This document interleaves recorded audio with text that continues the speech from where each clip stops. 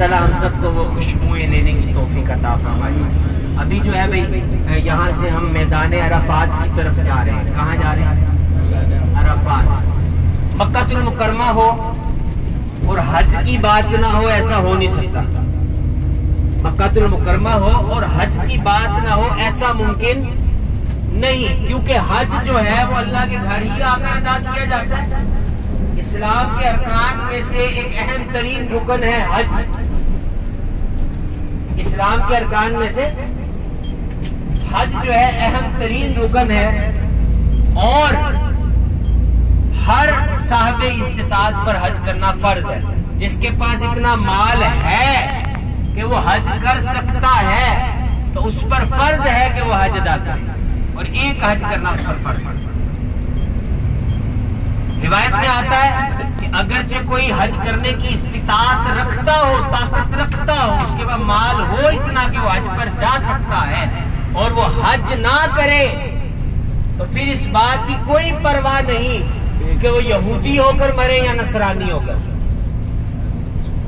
یعنی کہ کوئی بھی بندہ اگر اسلام کو یا شریعت کے ارکان کو پامال کرے گا تو وہ پھر اس کی جو ہے وہ شریعت کے ساتھ جنگ ہے، اللہ اور رسول کی بھی اس کے ساتھ جنگ ہے۔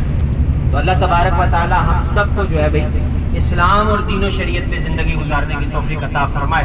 ہم سب یہ غور کر لیں رب تعالیٰ نے کتنا کرم کیا ہے، اپنے گھر بلایا ہے، اور اگرچہ ہم میں سے کوئی نماز میں سستی کرنے والا ہے تو آج اپنے مرکز میں آنے والا، آج کعبے کے قرب میں آنے والا، آج رب کے گھر آنے والا اس بات کا ارادہ کر لے کہ میرے رب نے مجھ پر اتنا بڑا انعام کر دیا کہ رب تعالیٰ نے مجھے اپنے گھر بلا کر ایسا نواز دیا کہ جہاں پہ دعائیں قبول ہوتی ہیں نا، نوازا ہی گیا نا، اتنا نواز دیا کہ میں انشاءاللہ میں بھی ارادہ کرتا ہوں کہ اپنی زندگی دین اور شریعت کے دائرے میں گزاروں۔ آج سے یہ چینج ہونا چاہیے لائف کے اندر۔ جس کمی کے ساتھ بھی تھا اس کمی کو اپنے اندر سے نکال کر ایک اچھا مسلمان بن جائے۔ ایک بندہ اگر کاروباری معاملات میں سستی کرنے والا ہے، دین اور شریعت کے مطابق کاروبار تجارت نہیں کرتا، تو اس کو چاہیے کہ اب یہ اپنی تجارت کے معاملات بالکل دین اور شریعت کے مطابق کرنا شروع کر دے، کہ یہاں سے جانے والا جب یہاں سے واپس لوٹے تو کوئی اس کو یہ تانا نہ دے کہ کیسا مسلمان ہے، حج کر کے آ گیا ابھی بھی فراڈ نہیں چھوٹے تیرے، ایسا تانا نہ ملے۔ یہ مسجد الراجی ابھی رائٹ سائڈ میں، مسجد الراجی تاریخی مسجد نہیں ہے لیکن بڑی پیاری عالی شان مسجد بنی ہے۔ مکہ المکرمہ میں تو یہ بڑی بڑی آپ کو عالی شان مسجدیں ملیں گی، جس میں سے آج 7 تاریخی مسجدیں بھی ہم دیکھیں گے نا، تو وہ دیکھ کر ہی بندے کو لگتا ہے کہ مطلب دل کھنچتا ہے مسجدوں کی طرف، ایسی پیاری پیاری۔ ہر مسجد جو ہے طرز تعمیر کے اعتبار سے الگ ہی شاہکار ہے، ہر مسجد، اور یہ اتنی پیاری پیاری مسجدیں ہمیں بھی یہ پیغام دے رہی ہیں کہ بھئی دنیا میں تو بڑے عالی شان گھر بنایا ہے، دنیا میں جو گھر بنانے کے لیے ساری زندگی کوشش کی ہے، تو جنت میں گھر بنا دیا کہ نہیں بنایا؟ جنت میں گھر بنایا کہ نہیں بنایا؟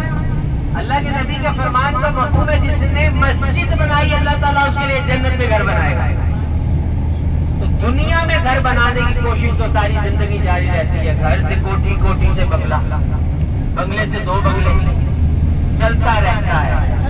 لیکن کامیاب مسلمان وہ ہے جس نے دنیا میں رہ کر جنت میں بھی گھر بنا لیا، اللہ کی مسجد بنا جائے، یہ ارادہ کرو۔ دیکھو جو پہنا ہے، جو کھایا ہے، رب نے دیا ہے تو کھایا پہنا ہے، جو کچھ زندگی میں کرتا ہے خرچتا ہے، رب دیتا ہے تو خرچتا ہے، تو رب سے اتنی دعا تو بندہ کرے نا، کعبے کے روبرو کعبے کی چوکھٹ کو باب کعبہ سے لپٹ کے، مولا تو نے اپنے اس مقدس ترین گھر میں بلا لیا، مجھے عظیم ترین گھر میں بلا لیا، اے رب کریم، اے مالک و مولا، یا اللہ مجھے اتنی استطاعت دے دے، اتنا تو دے دے، میں اپنی زندگی میں ایک مسجد بنانا چاہتا ہوں۔ بن سکتی ہے، کئی ایسے علاقے ہیں جہاں مسجدوں کی حاجت ہے، وہاں پہ مسجد ہی نہیں ہے، ایک گاؤں چھوڑ کے، 2 گاؤں چھوڑ کے، تیسرے گاؤں میں لوگ جمعہ پڑھنے چاہتے ہیں کہ جامعہ مسجد ہی نہیں ہے گاؤں کے اندر، تو چاہو تو بڑا کچھ کر سکتے ہو۔ اللہ تبارک و تعالی ہمیں یہاں پر رہ کر ایسے اچھے ارادے کرنے اور ایسی سمت پہ چلنے کی توفیق عطا فرمائے۔ اللہ تبارک و تعالی ہمیں